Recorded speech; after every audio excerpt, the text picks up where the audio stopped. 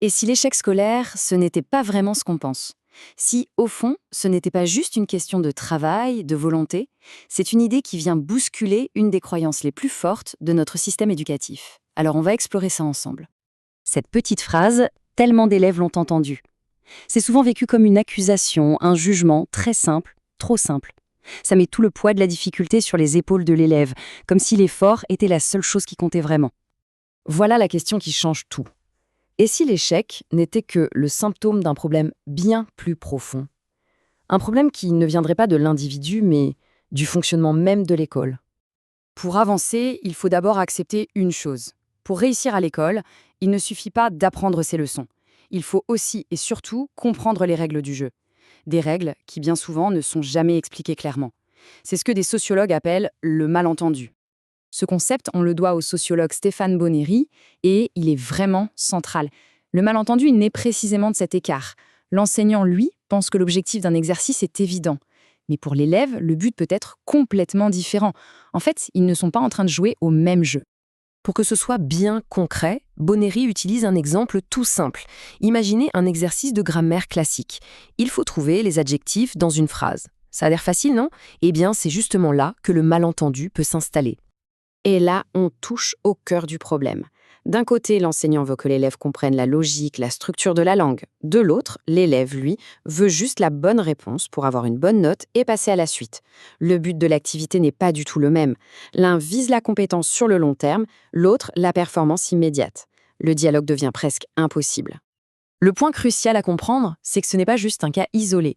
L'école est remplie de ces évidences. La manière de faire une dissertation, d'analyser un texte, de prendre la parole, ce sont des compétences qui sont attendues, mais qu'on enseigne rarement de façon explicite parce qu'on part du principe qu'elles sont déjà acquises. Alors, une question se pose logiquement. Pourquoi certains élèves arrivent à naviguer plus facilement dans cet univers de non-dits? La réponse se trouve dans un concept sociologique majeur, le capital culturel. C'est le sociologue Pierre Bourdieu qui a introduit cette idée. Le capital culturel, c'est en quelque sorte l'héritage culturel qui est transmis le plus souvent par la famille. Ce n'est pas juste le fait d'être cultivé, c'est bien plus, c'est posséder les codes, le langage, les références qui sont valorisées par l'école. Pour bien comprendre sa puissance, Bourdieu explique que ce capital existe sous 3 formes différentes. C'est en voyant ces 3 facettes qu'on saisit vraiment son impact. D'abord, le capital incorporé, c'est ce qui est en nous. Notre façon de parler, notre aisance à l'oral, nos manières. Ensuite, le capital objectivé. Ce sont les objets culturels qu'on possède, comme une bibliothèque bien fournie à la maison. Et enfin, le capital institutionnalisé, c'est la reconnaissance de tout ça par des diplômes. Cette citation de Bourdieu est éclairante. Elle nous dit que posséder des livres, ça ne suffit pas. Il faut aussi avoir ce qu'il appelle l'habitus, c'est-à-dire le mode d'emploi pour s'en servir, les schémas de pensée qui permettent d'en tirer un bénéfice, notamment à l'école. Alors, quand on assemble toutes ces pièces du puzzle, une image bien différente apparaît. Le problème, ce n'est peut-être pas l'élève qui ne travaille pas assez, ni même l'enseignant qui explique mal. Le problème vient peut-être du système lui-même. L'école, souvent sans même s'en rendre compte, est pensée pour un certain type d'élève. Celui qui arrive déjà avec le bon bagage, le bon capital culturel. Celui pour qui les fameuses évidences de l'école sont déjà évidentes. Pour tous les autres, c'est une véritable course d'obstacles. Et les conséquences de ce malentendu généralisé, elles sont graves, et elles s'enchaînent logiquement. Un élève qui ne comprend pas ce qu'on attend de lui finit par se désengager. Son incompréhension peut être vue, à tort, comme de la mauvaise volonté, voire un problème de comportement. Et bien sûr, ces difficultés s'accumulent et rendent chaque étape scolaire plus compliquée que la précédente. Bon, face à ce constat, que faire? La toute première étape, et c'est sans doute la plus importante, c'est de changer notre regard.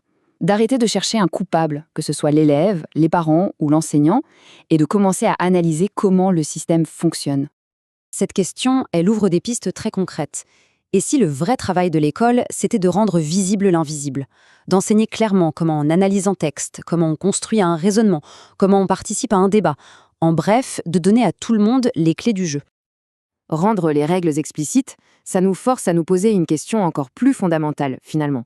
C'est quoi le but du jeu? C'est quoi la finalité de l'école dans notre société? Au fond, il y a deux grandes visions qui s'opposent. Est-ce que l'école est pensée comme un filtre dont le rôle serait de trier les élèves et, au final, de maintenir les inégalités sociales? Ou est-ce qu'elle doit être un égalisateur, un lieu dont la mission est justement de corriger ces inégalités en donnant à tous les mêmes outils pour réussir? La réponse qu'on apporte à ça change absolument tout. Et c'est la pensée avec laquelle je voudrais qu'on reste. Si on commence à voir l'échec non plus comme un accident de parcours, mais comme une conséquence logique du système tel qu'il est, ça nous oblige à ne plus chercher à réparer les élèves, mais à oser repenser en profondeur la structure même de l'école.